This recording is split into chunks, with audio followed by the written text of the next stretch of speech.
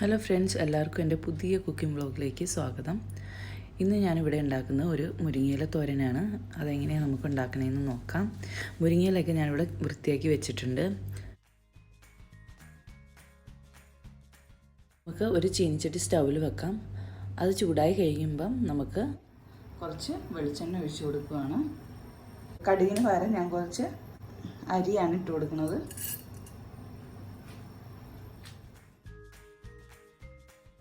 അരി ഒന്ന് മൂത്ത് കഴിയുമ്പോൾ നമുക്കിതിലേക്ക് കുറച്ച് സവാള ഇട്ട് കൊടുക്കാം.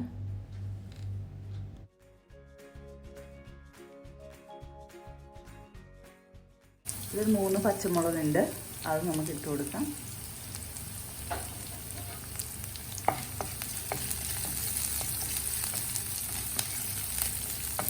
ഒന്ന് ഇളക്കിയ ശേഷം നമുക്ക് തേങ്ങ കുറച്ചിട്ട് കൊടുക്കാം.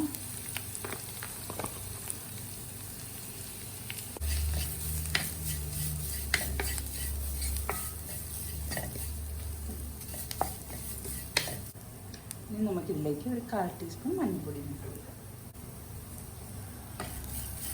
ഇളക്കി കൊടുക്കാം. ആവശ്യത്തിന് ഉപ്പും ചേർത്ത് കൊടുക്കാം.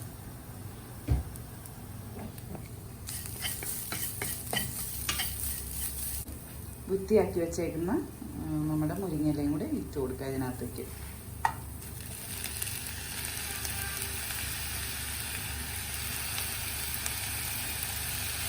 പിന്നെ ഇതിനകത്തേക്ക് വെള്ളമൊന്നും ഒഴിക്കണ്ട. ഞാൻ മുരിങ്ങയിലൊക്കെ നല്ല കഴുകിയെടുത്തതാണ്. അപ്പം അതിൻ്റേതായ ഒരു മുരിങ്ങയിലയിലുള്ള വെള്ളം ഇതിനകത്തേക്ക് ഇറങ്ങും. ഇനി നമുക്കിത് മൂടി വെക്കാം. എന്നിട്ട് ഒരു 5 മിനിറ്റ് ചെറിയ തീയിൽ വെച്ച് വേവിച്ചെടുക്കാം.